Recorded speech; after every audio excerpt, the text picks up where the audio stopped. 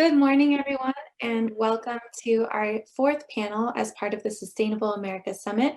Today, we have four amazing panelists who will be discussing leadership in the time of COVID-19, thinking about the environmental challenges in this framework and how they are adapting to build more resilient strategies to adapt to climate change. Before we get started with our panel, I have the pleasure of introducing our first keynote speaker, a short remarks by Paloma Costa, who is a Brazilian climate activist. She was nominated to be one of the seven participants of the Youth Advisory Group on Climate Change for the United Nations Secretary General. And then following this conversation, we would like to invite anyone who'd like to participate in a sustainable self-meditation, which will be led by Matheus Ferreira from Davida. Thank you very much, and I turn it over to Paloma Costa.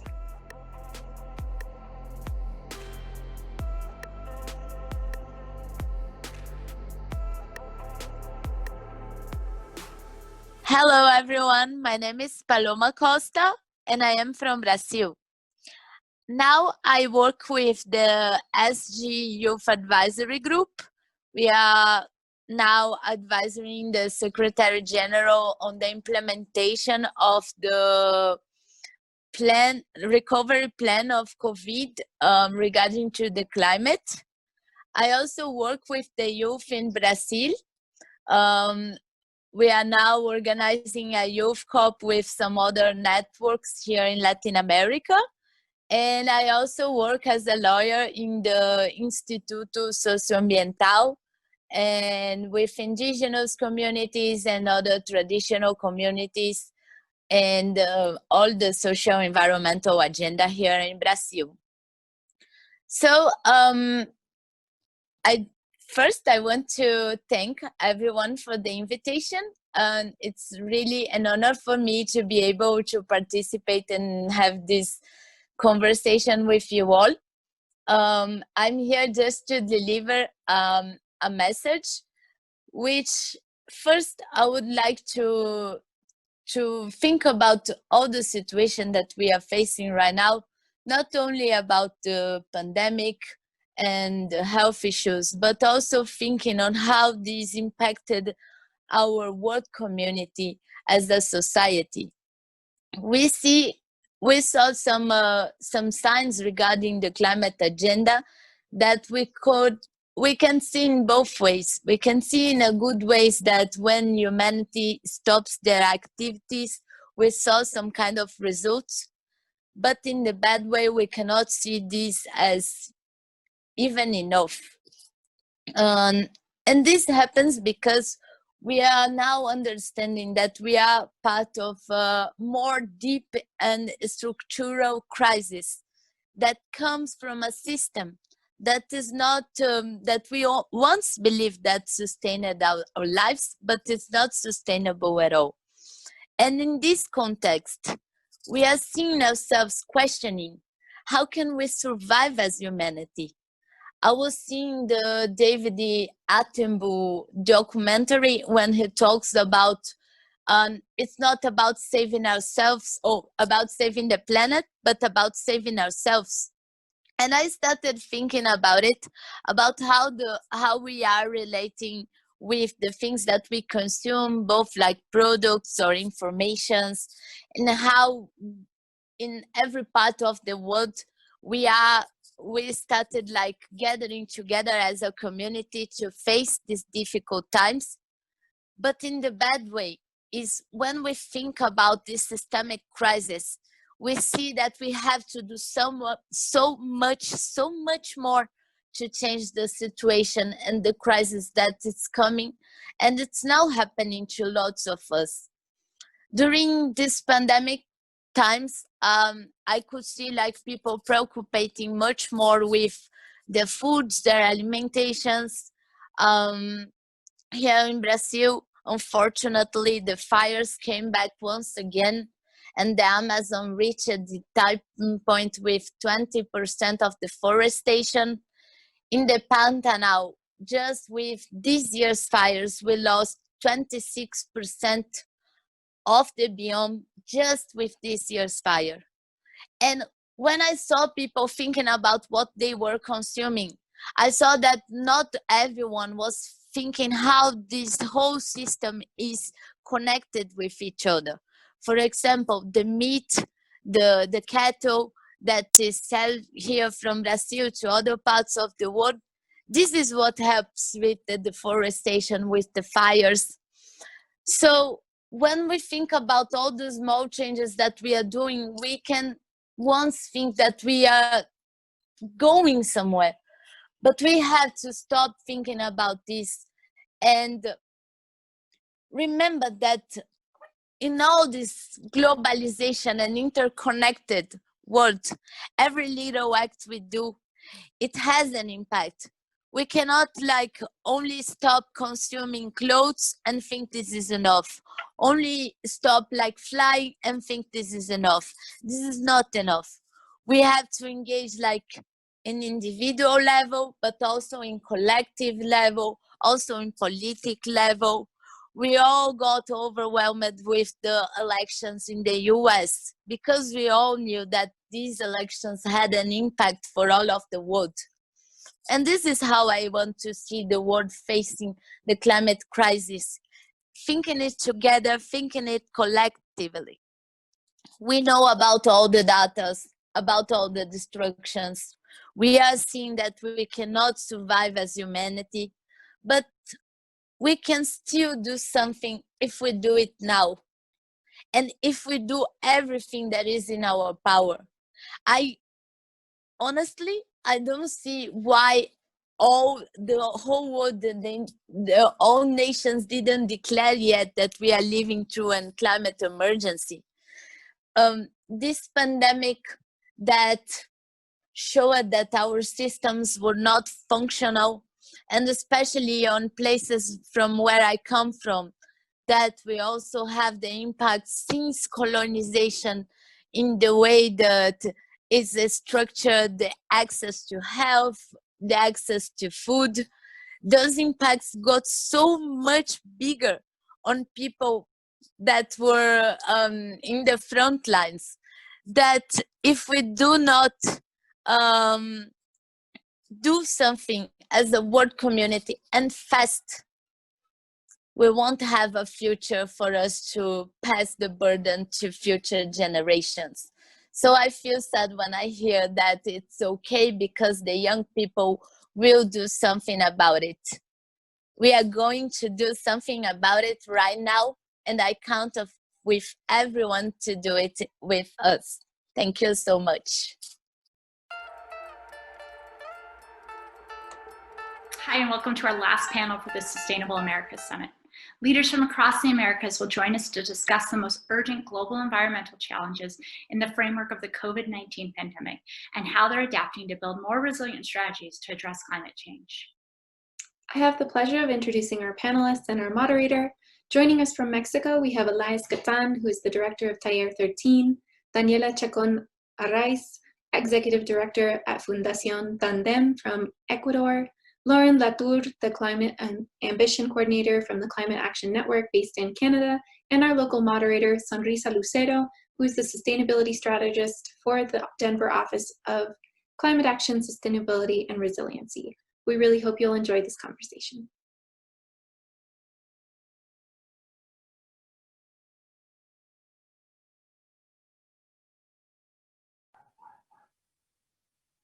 Hello, everybody, and welcome to the Where Do We Go From Here panel, Where Do We Go From Here Sustainable Leadership panel, as part of the Sustainable America Summit for 2020. I apologize for dogs in the background as we continue to go in our COVID world. He was perfectly silent until just this moment. So that's right on time. So well, gracias, Rio, for letting us know you're here. So my name is Sonrisa Lucero. As was mentioned, I'm with the Denver Office of Climate Action, Sustainability, and Resiliency. My job has often been to be the middle of intersecting interests and organizations. And so in our office, we are often the convener and always trying to bring together many different voices in all the different sectors that impact our environment in our social sustainability as well as our economic sustainability. And so it's really an honor to be here today on this international conversation across our Americas to try and figure out how all of these themes that our keynote speaker so adequately or so beautifully described impact all of us. It's something that we share, whether we're in Mexico, in Canada, or in South America. This is all something that we are all sharing together, and also a love for the planet. And so while we all weather COVID together, as well as the social injustice that has persisted since colonialization, and they've all risen, or they've both risen to the forefront, impacting how it is that we're going to look at sustainability going forward and how it is that we do our work. And so I'm very excited for this conversation and for our wonderful panelists. And with that, I am going to turn it over to them to introduce themselves briefly before we start our conversation. Elias, would you like to lead us off, please? It's such an honor and pleasure to be here and share in a conversation that I know can do what we always meant to do, which is bridge all the Americas together. I love the biennial. Thank you for inviting me. I'm from Mexico City. My work is in architecture, urban planning, and I've been trying to fight for Los Rios to be living rivers in Mexico City for the last 15 years. And thank you.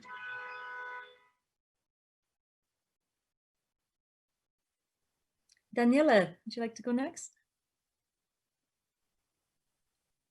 Thank you, Sonrisa. Hello, everybody. Thank you for the invitation.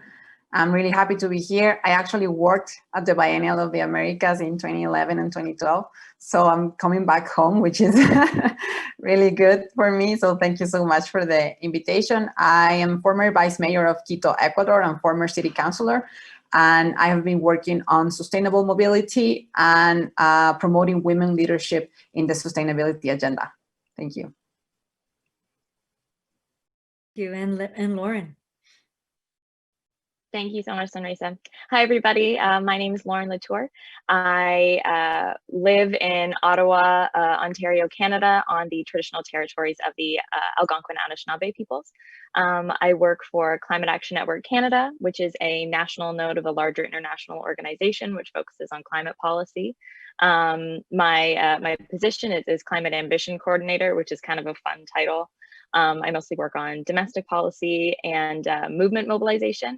Because we're a network organization, we have, I think, upwards of about 120 different organizations across Canada or across Turtle Island that we help pull together, and we help do a lot of sort of coalition building work and network building amongst our membership organizations. So I'm lucky enough to get to work with a whole bunch of really fantastic people and communities and groups every single day that are all sort of working to bring about climate action in their own individual corner of the world. Thanks so much for having me here. I'm so excited to talk with you all. I have my background in youth climate justice organizing. So whenever I get the opportunity to talk about young people and their action, I always get really jazzed up. So thanks so much for having me today, folks. Excellent. Thank you so much, Lauren, and panelists. So I would like to just go ahead and jump on in, and just to let our audience know, we are going to try and have as much of a conversation as possible. We have such wonderful voices here today, and I think we'll benefit so much from everyone getting to just speak with each other and as naturally as possible. But with that, I'd like to start us off with what we are thinking about are our most urgent environmental concerns as it relates to the context of your work. And this has probably evolved maybe a little bit over the last year. 2020 has thrown us all a curveball. But if you can speak to maybe how you were originally approaching that, and if there have been any changes over the course of the year, and whomever would like to jump in first, please go ahead and go for it.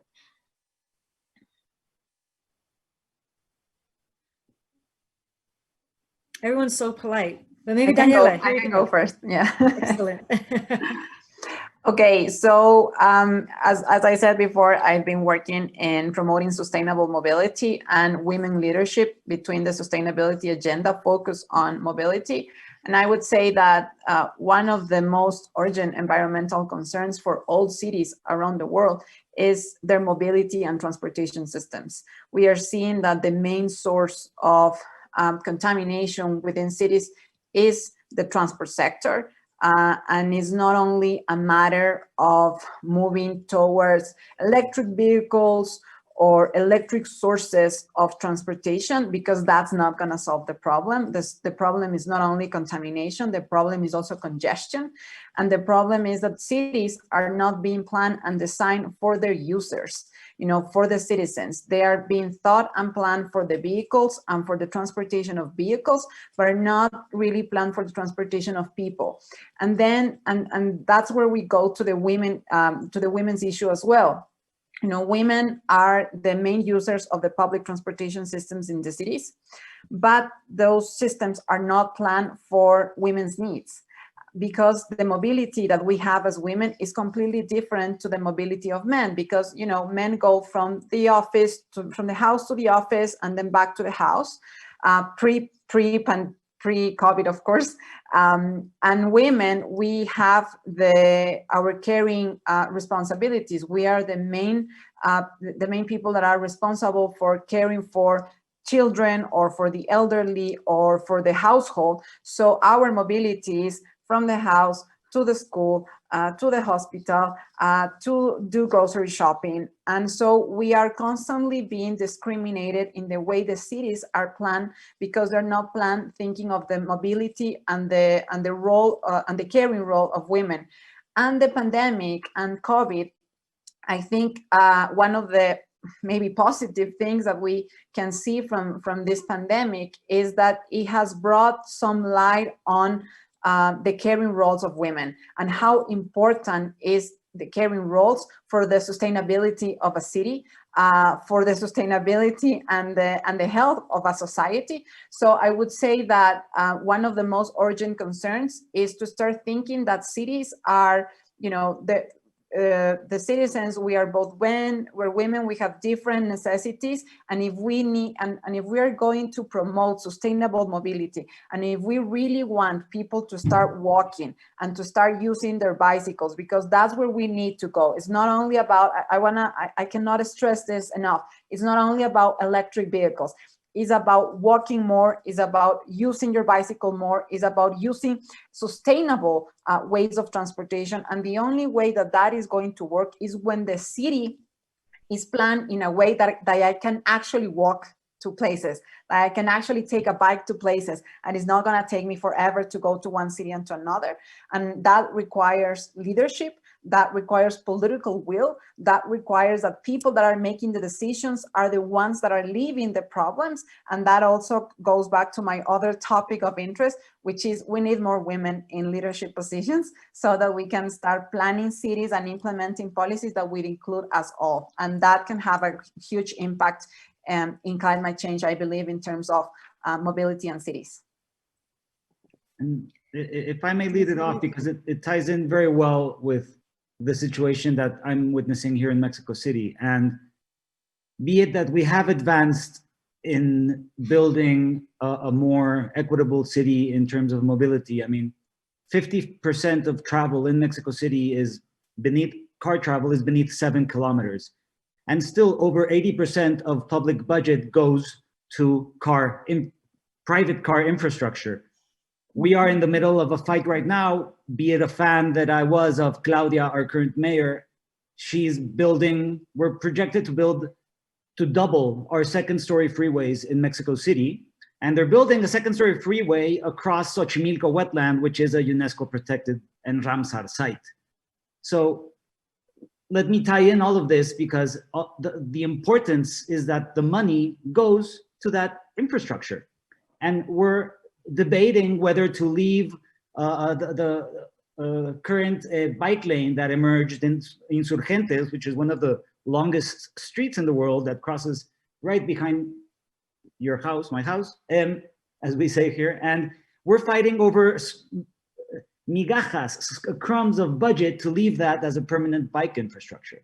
And if I can tie this into also enjoying your bike ride, you see mobility and water in Mexico City has always been tied hand in hand. We used to move through canals, right? There used to be a canal from Xochimilco to the center of Mexico City 100 years ago. We are a highly abundant water system. And what we've done is tube that water via ductos and have done basically the contrary to what we need to do to add on to that mobility is through a living river, next to a living river. The water situation is dire. As an environmental secretary we worked with in Puebla used to say, del baño a la ensalada, from the bathroom to your salad plate. This is the situation. Mexico City feeds crops that come back and feed Mexico City. They call that river Rio de la Revancha. So how can we tie in this mobility into the whole systemic and what we've been fighting for, what I've been fighting for in our NGO, in Cuatro Alcuba, and in my own office, is to bring a watershed, a bioregional planning into effect, where obviously a lot of things come into it.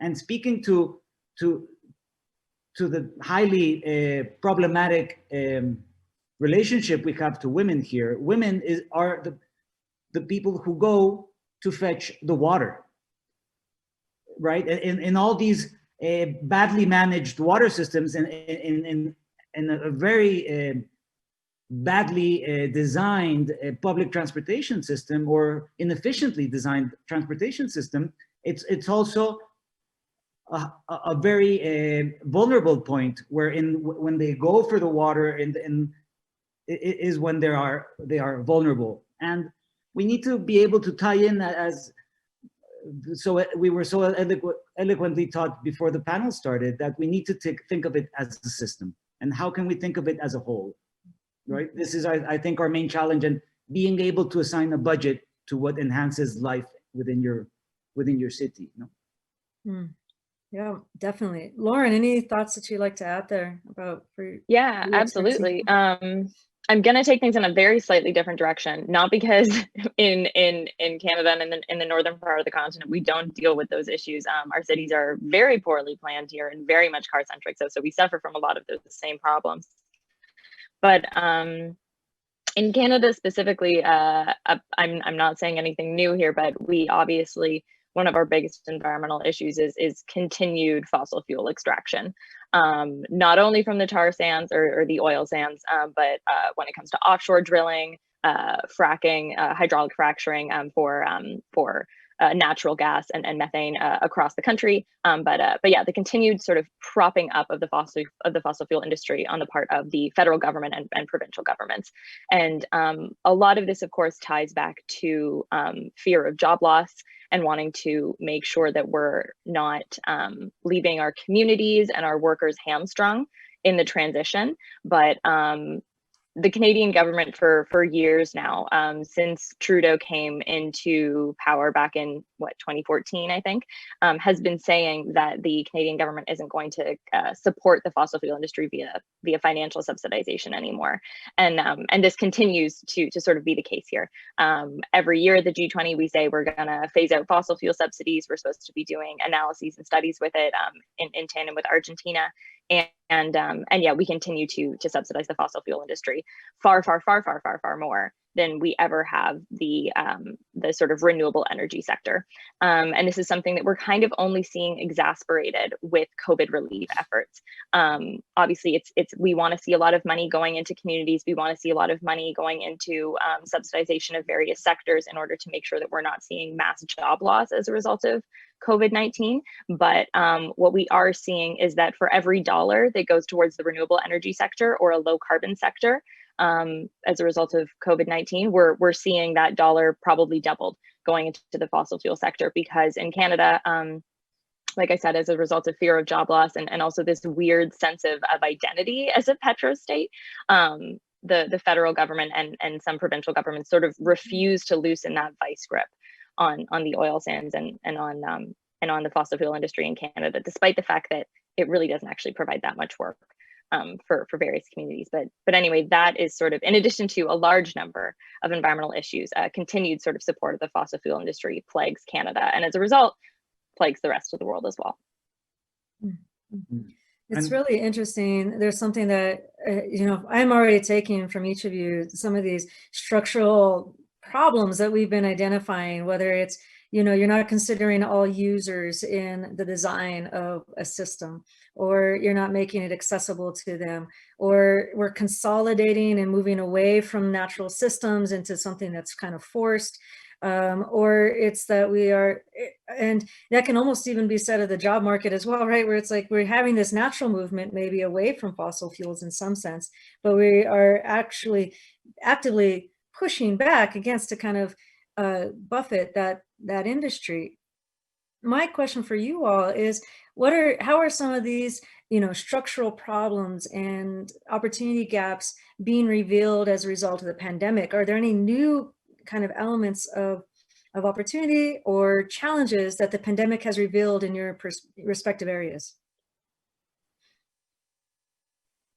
I think we need to realize that the opportunities are rising, and push for them and stick to them. Like the emerging bike lanes across the world, I think are very much amazing. And the fact that green infrastructure in Mexico City has been pushed by allies, academics, architects, urbanists, and we are now seeing green blue infrastructure of wetlands, rain garden systems, and all of this pop up within the city.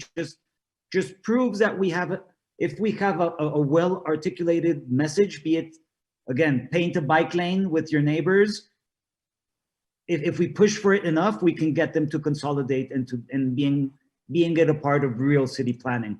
There's a big opportunity for activists to not just say what is wrong, but actually just go out on the streets and paint it. And I think that's an amazing thing.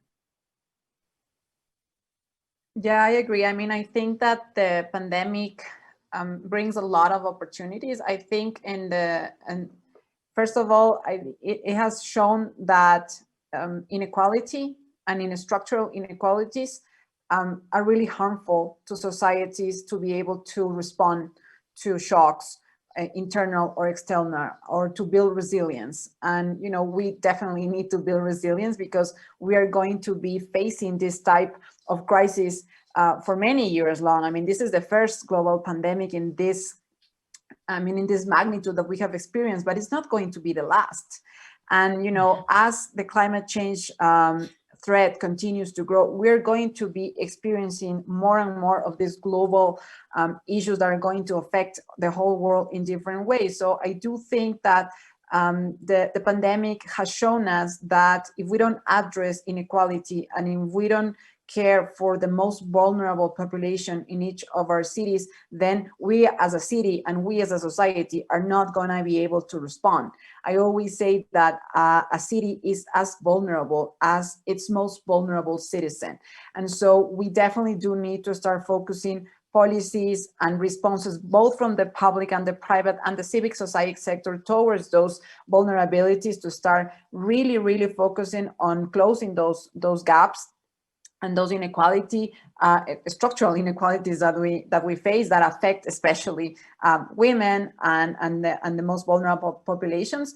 And then I also think that the pandemic has also presented an opportunity to start thinking of different ways on how our society is going to work. I think things are going to change completely, even though we have, when we have a vaccine and it's safe for everybody to go out again. I do think that how some of the private sector, some sectors have been working, they're going to change. We're going to go much more towards the technology use. We've seen that it's so easy to work from our home, and that we are sometimes even much more productive with all of the problems that comes with. But I would say that in terms of mobility, for example, and in terms of planning of cities and making cities more equitable and making cities more walkable and more breathable, I do think that the pandemic is showing us that we can work in a different way, we can work more intelligently, and we can also move more intelligently. And I think that could have a great impact on climate change. Yeah, it's something that's been really interesting that I've been observing recently. One is that here in sustainability in the United States, equity and the social aspect of sustainability has been rising.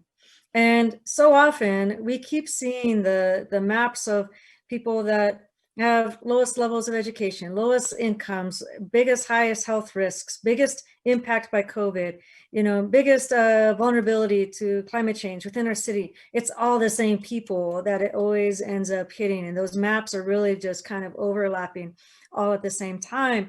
And it really, for me at least, I think gives us what you feel already in your gut, that all of these things are intertwined and that they're related, that our systemic racism, that our histories of colonization, our history of sexism, has led to a place where we struggle with climate change. It's almost like it's a symptom of a greater disease, right?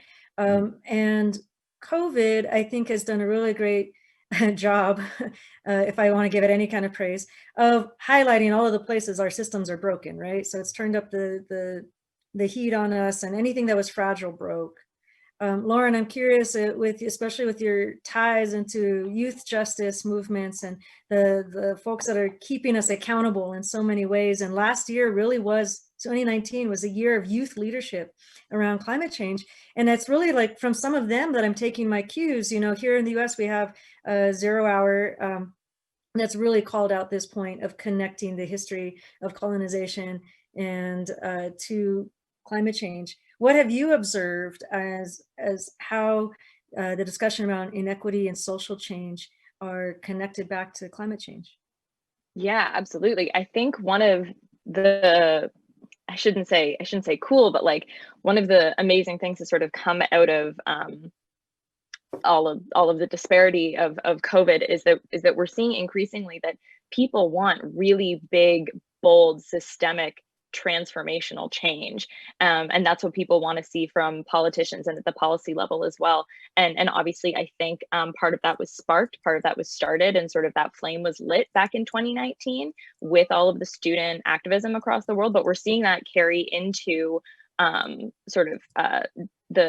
calls for COVID relief this past year. We're seeing that call for a Green New Deal sort of transition into a call for a just recovery here in Canada, at least. And I know this was mirrored and reflected in the States and in other countries as well. But we saw really, really large coalitions of organizations and communities coming together, calling for a just recovery effort with sort of as a result of COVID. So that's been really, really fantastic to see, because the groups coming together are so cross-sectoral and so intersectional that the groups calling for a green recovery or a just recovery aren't just your typical CanRax or Greenpeace or environmental organizations as we typically know them. It's people from all walks of life, from all sectors we're seeing.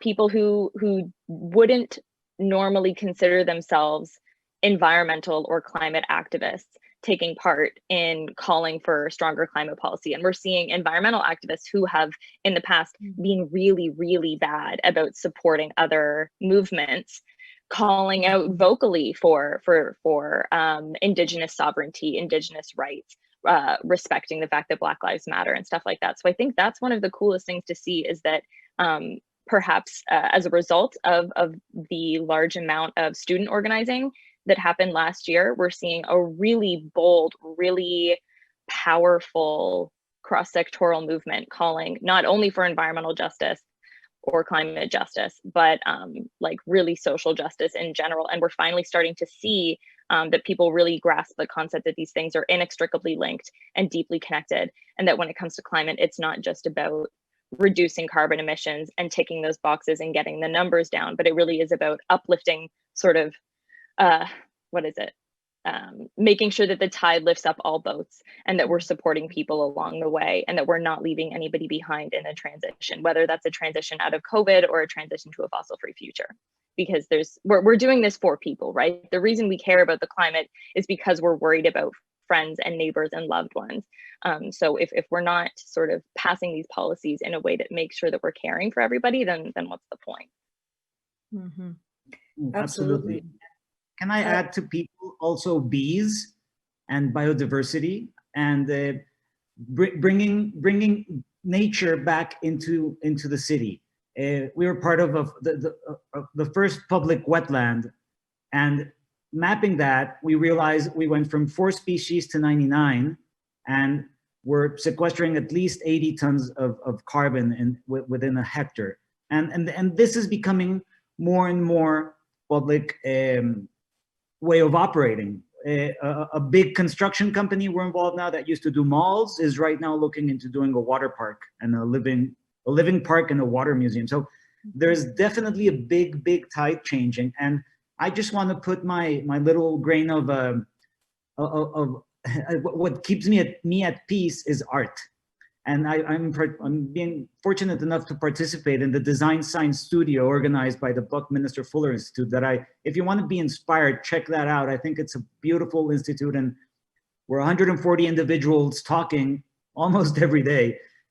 And this came out, which I want to share with you. It's the closest distance between two people is art. And it's just this idea of just creating and exhibiting, illuminating a thing, creating something about it, and trying to generate a conversation. Art is, I believe, our one of our most leveraged, or trim tabs, as Buckminster used to say, are highly leveraged ways of transforming systems. Yeah, there's a really good, I can't remember who says it, but somebody said that the role of the artist is to make the resistance irresistible. And I've always really loved that and really sort of drawn inspiration from it. Because yeah, art is one of the ways that we storytell. It's the way that we communicate. I was thinking just this morning about, again, because I'm always sort of thinking about the Green New Deal, but one of the reasons that the New Deal was so successful and so loved and so widely accepted by so many was that the sort of the rollout of public art that went along with it. So people made sure that when you got that job, you were getting that job because of the New Deal, and you were getting that job to clean up a wetland or install new electrical power or something like that. So it's art plays a huge role when it comes to storytelling and communication, and making sure that everybody's sort of on the same page and fighting for the same thing, and understands why the spending is happening. Because especially on a political level, I think there's often a knee-jerk reaction that people get scared when they hear a government is going to be spending billions of dollars on a project. And art and storytelling is a great way of reassuring people that, like, no, this money is being spent to better your life, to better your community. So it's really cool to hear that you're working on a project like that. Yes, art. I deeply believe in a way to exhibit art, also in a way that it informs. I think that's also something that is where, I don't know, my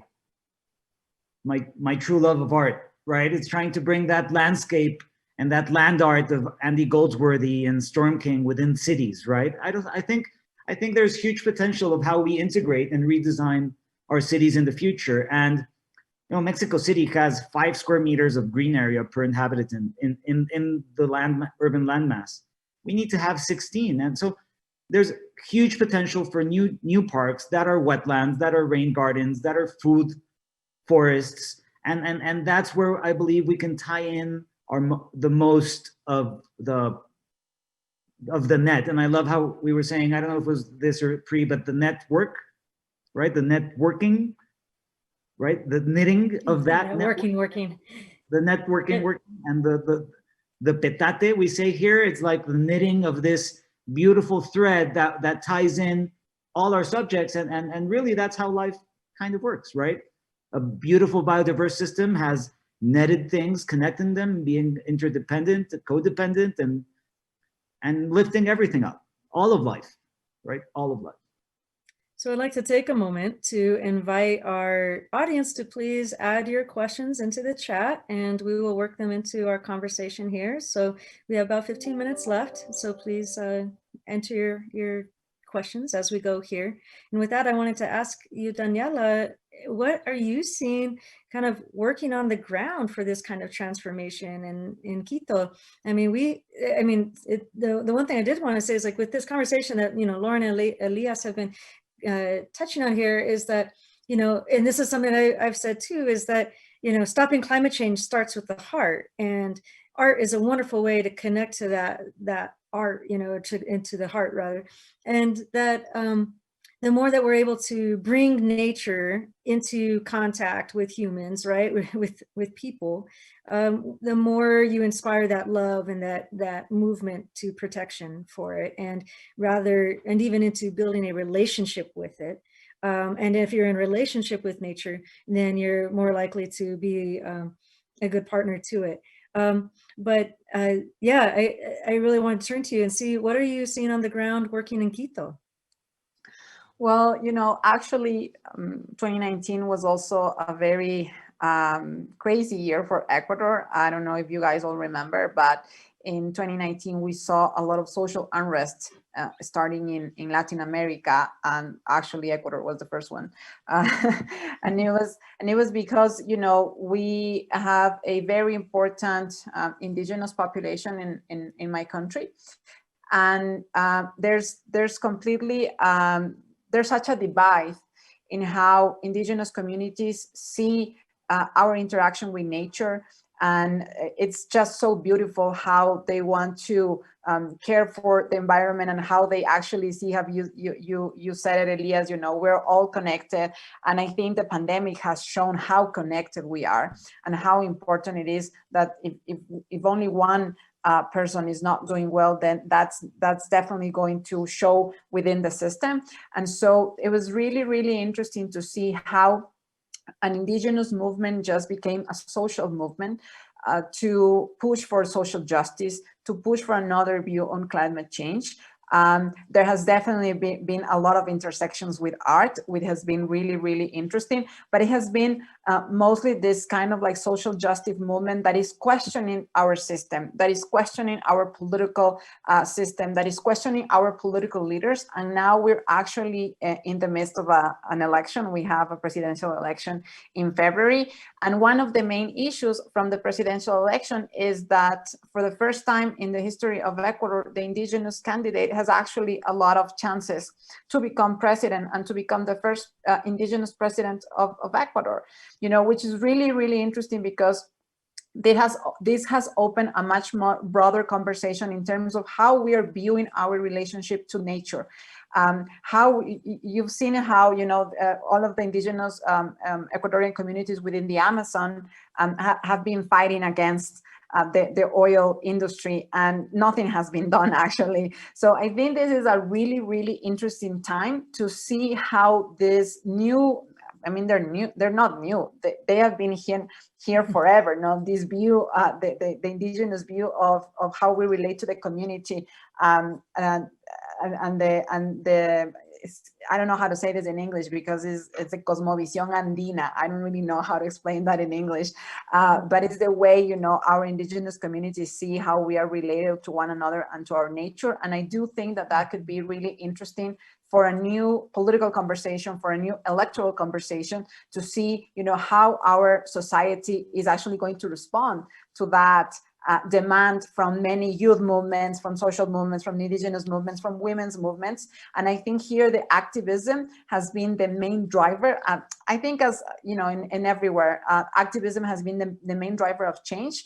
And I do hope that could relate to political change from our leaders. Mm-hmm. Such good news. I got chills. Yeah. Absolutely. So does anyone else want to follow up on that theme, or? Because I have another question here too for you all. So a little pick up on what Daniela was saying. It's that native cosmology, I guess you could say, that places evolution, right? That, as my mentors say, the story of place. How has this place evolved? And we need to take into account, the Americas are one of the most beautifully managed ecosystems across the continent. I invite everybody to read 1941 and 1943 from Charles C. Mann and America Before. The deep knowledge of the Amazon and how that was forested, and the food forests or California, and fire management within the landscape. The amount of knowledge that Native people have here is, I believe, one of the most important solutions for us to overcome whatever climate change brings about.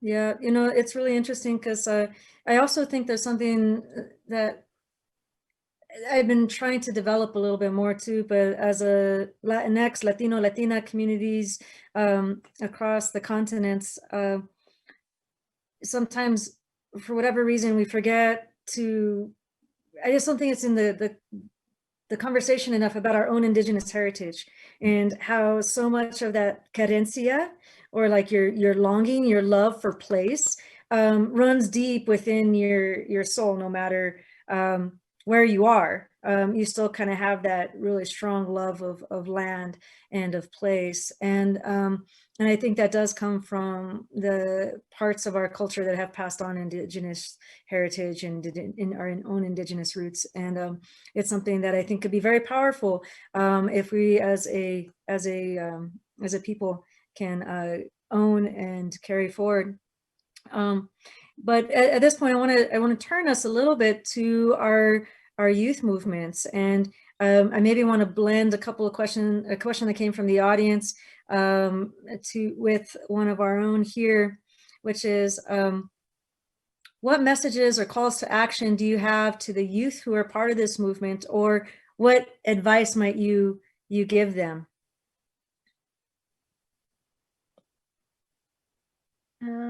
Yeah, I guess I can go first. I think one of my biggest sort of pieces of advice, especially as we increasingly hear and learn about sort of climate grief and climate anxiety and stress related to environmental issues, is for young people, and I know this sounds so futile, but like, please don't feel like the whole world rests on your shoulders and it's about your individual actions and everything that you do in a given day.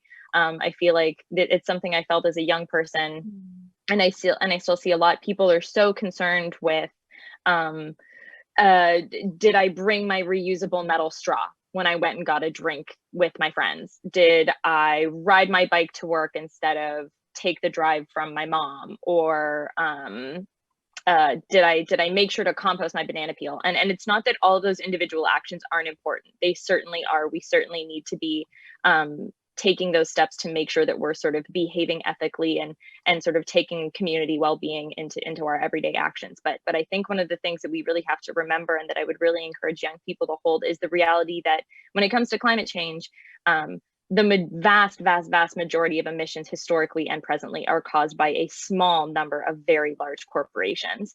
And that if we're really going to see change happen when it comes to climate change and when it comes to sort of reducing our emissions, what we need to do is we need to see big shifts and big change coming from those corporations. And if we're going to get that, we need to see really strong regulation and legislation from our governments. So to me, what that tells me is one of the best things a young person can do is to get involved politically, whether that means engaging in an election or engaging in politics at your community level, getting involved in community organizations, getting involved in sort of mutual aid efforts. It doesn't necessarily have to look like electoral politics, but it does have to look like sort of like moving and shaking things from a political standpoint, from a community standpoint. And again, that doesn't even have to look like politics or engagement at a federal level or provincial or sort of territorial or statewide level. We see a whole lot of opportunity for big shifts happening at a municipal level, like Daniela and like Elias have talked about today. Municipalities are leading the way when it comes to emissions reductions, and municipalities have a whole lot of power to reduce and a whole lot of power to really change mitigation and adaptation approaches to climate change. So it's really important that young people get involved politically, not only at that federal level, but at the municipal level as well. Because I know, and pardon the use of the term, I know municipal politics isn't always sexy to get involved in, but it has such wide-reaching impact.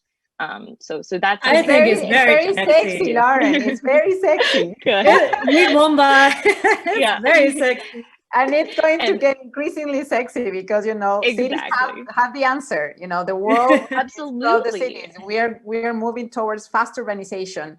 By 2050, 80% of the population are going to live in cities. So cities are the answer to climate change. So yeah, you took my words. I was going to say, please get involved with politics, especially now that we are living such a worldwide crisis of the political systems and the trust that the political system need to build for us to be to feel represented and to feel that is actually going to affect change. So I do think that the main issue, and as a former politician myself as well, is not easy. It is very difficult, but it's so rewarding.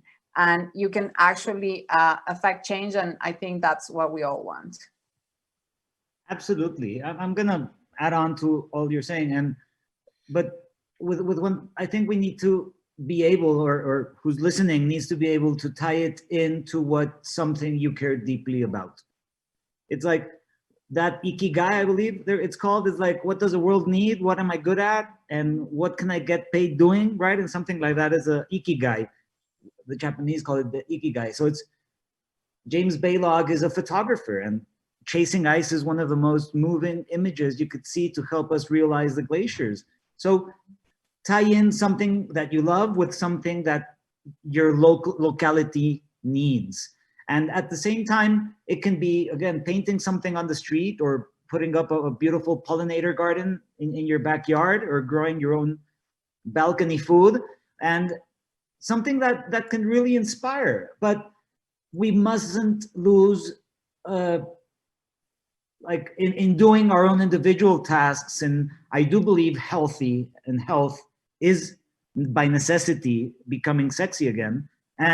But federally, right, we are building a new oil refinery. We are building a gas energy where there is no gas.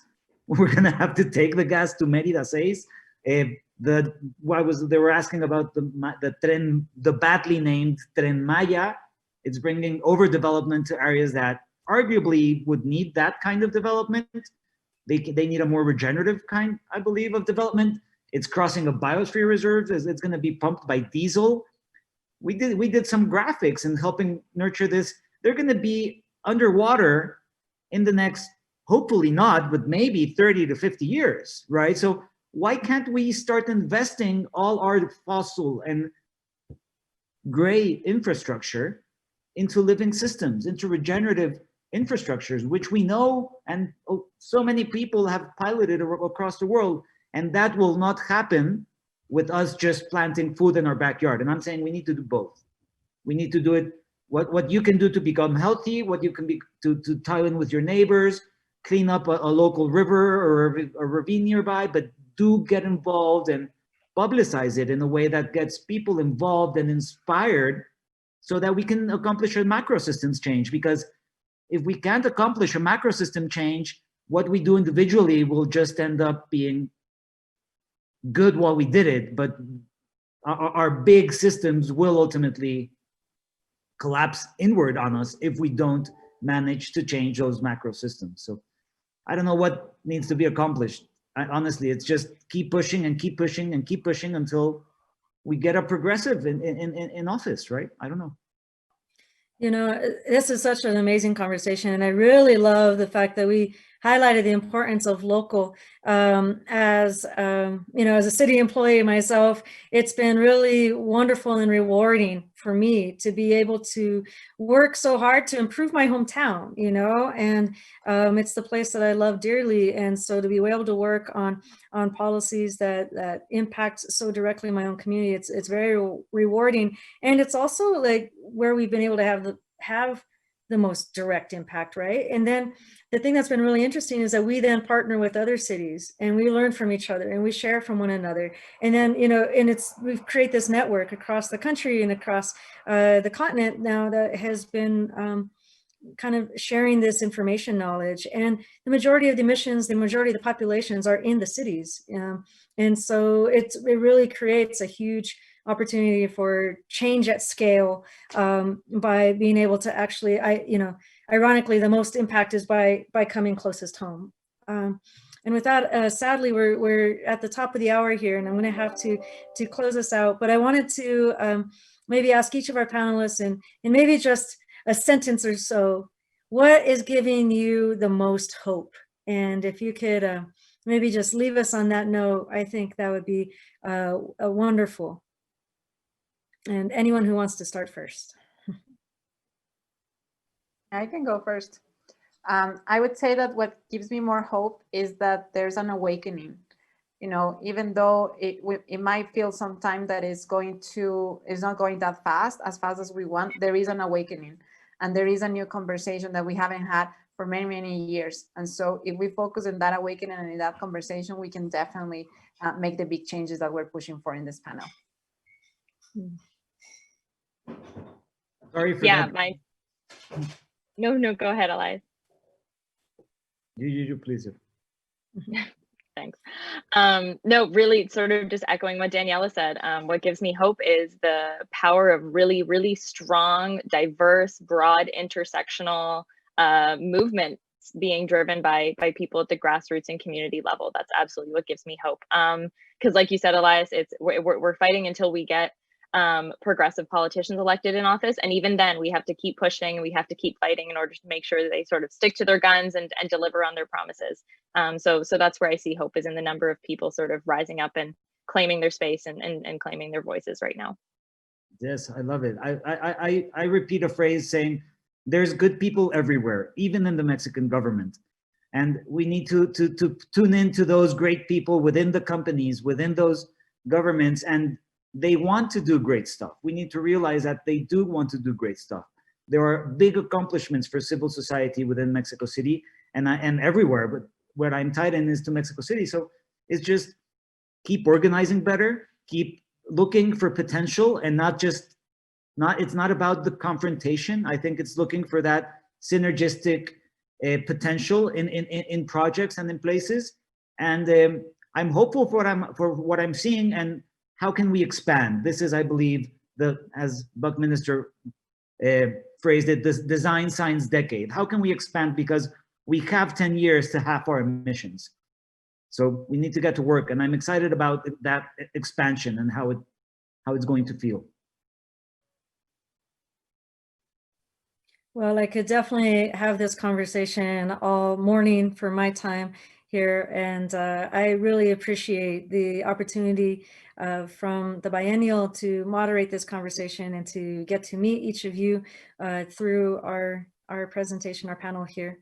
And I just want to thank you for your wisdom, for your passion, for your energy, and everything that you are doing to make your communities and our planet a better place. And so I am sad that you will not get to hear a roarous applause, but please know that it is happening, and I will give you as much of one as I can. So thank you very much.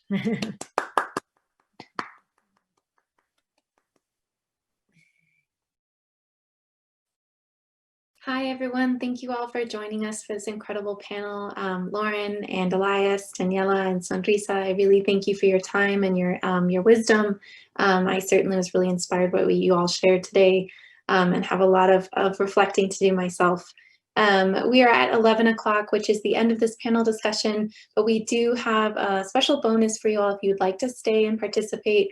Matheus Ferreira from Davida is a wonderful guide in meditation, and he has recorded this sustainable self meditation. A lot of sort of climate action work is so much of self-giving, but how do we take a moment to give back to ourselves and re-energize and continue this fight for climate justice? So with that, we are going to turn it over to a 10-minute mindfulness meditation, and we invite you all to stay if you're able.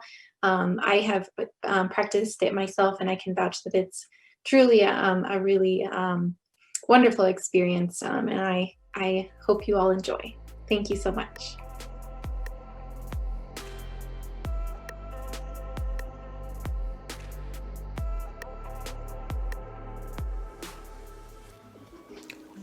Hello and welcome everyone. My name is Matheus Ferreira, and I am a director at Davida Healthcare. I work in the field of organizational and leadership development. I'm originally from Brazil, but for the past 6 years, I have been living in Denver, Colorado, here in the United States. Like many of you that care for other professionals in other organizations, our healthcare workers, our caregivers, are experiencing a lot of screen fatigue, compassion fatigue, and also because of social distancing, many of them are also experiencing a lack of connection of human connection. We know that times are tough. And because you all care for many different people and organizations helping manage and combating climate change, I always think it's important for us to have moments of self-care in a way that we can ground ourselves in the here, in the now. So one of the things I want to share with you today is a simple but very effective practice of mindfulness meditation.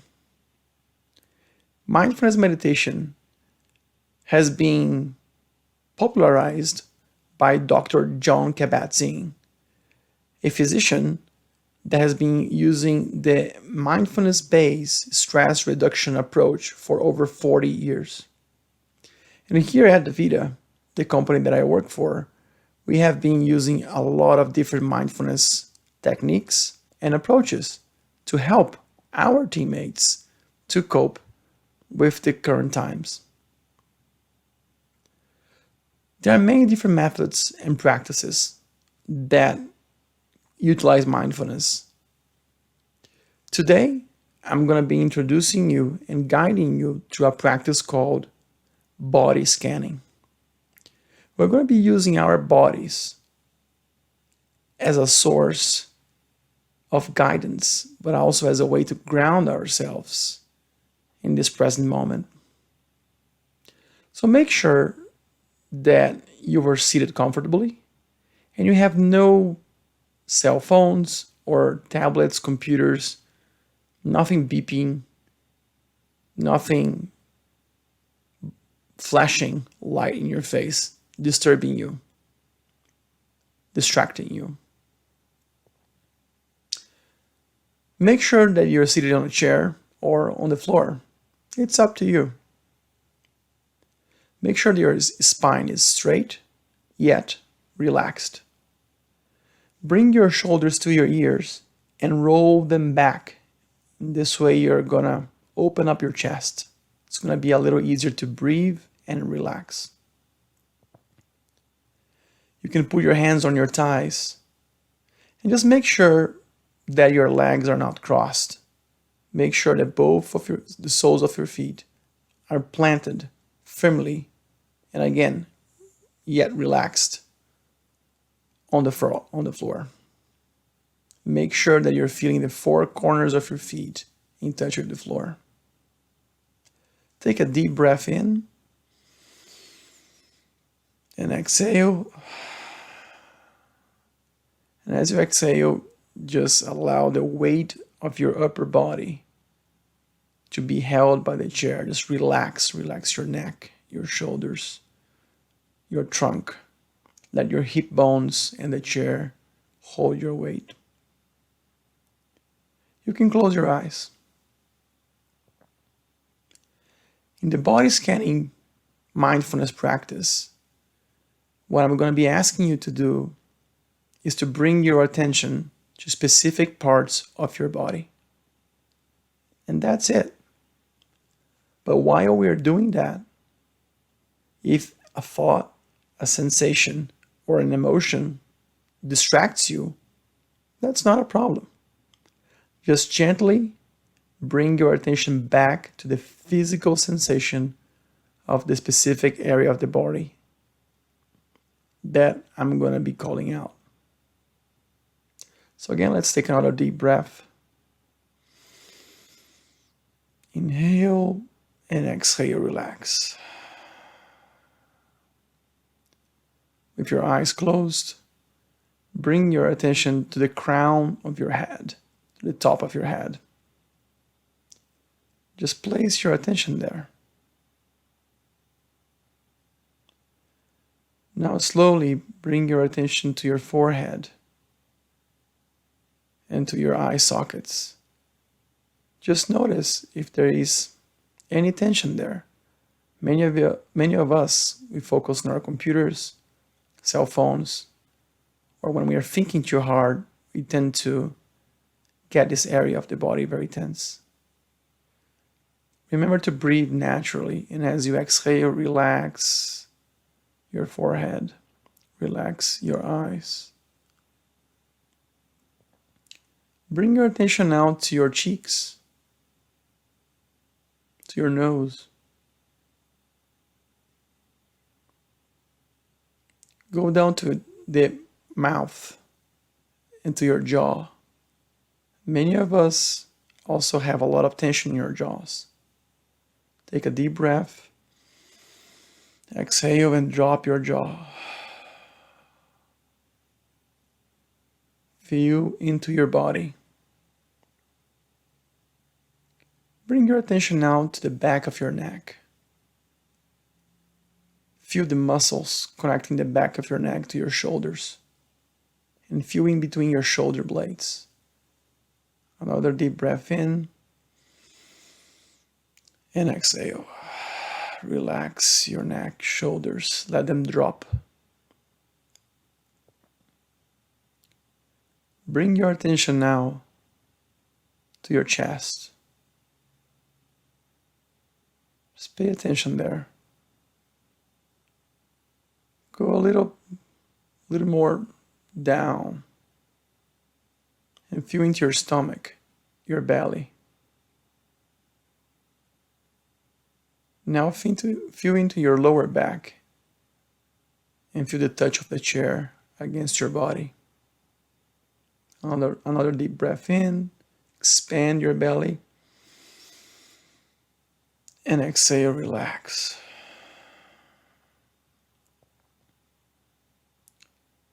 Feel into your hip bones. Feel your thighs and the touch of your hands on your thighs. Just pay attention there.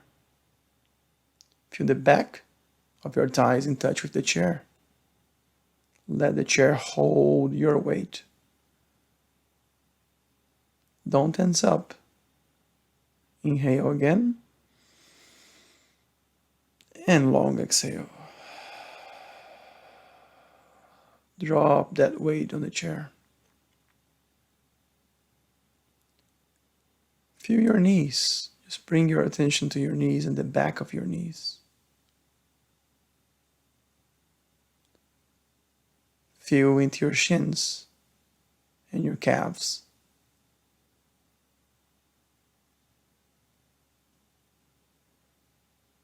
Feel your ankles, how they connect to your feet. And now feel the soles of your feet, the four corners, touching the ground. Take another deep breath. Inhale. And exhale long.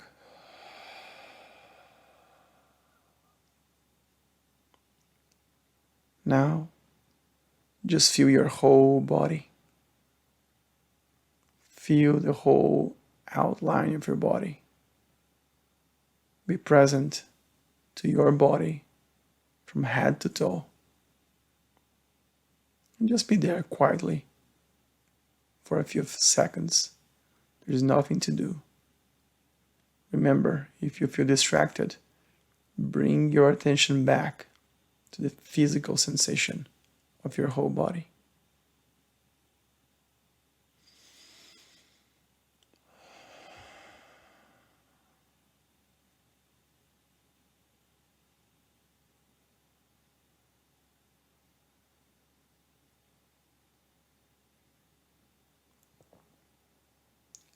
Slowly open up your eyes and gently take in the environment around you, your surroundings. Just notice your environment. And now just do whatever your body's telling you to do. If you want to yawn, yawn. If you want to stretch, stretch. Just go slowly.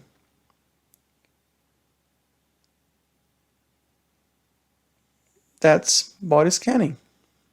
Using your attention, being mindful of different areas of your body, using your body as a way to be present. I hope this small break in your day is helping you just to relax a little bit more, to be a little bit more present and grounded in the here and the now, so you can do your work more effectively, so you can find your center. Thank you very much for this time together. I hope you all have a great conference and keep doing the great work you are doing for the world. It was my privilege to be with you here for a couple minutes today. Enjoy the rest of your day, have a great life, and keep taking care of yourselves. And remember that saying, one cannot pour from an empty cup. So self-care comes first, so you can care for others with quality, with intention, with purpose. Take care.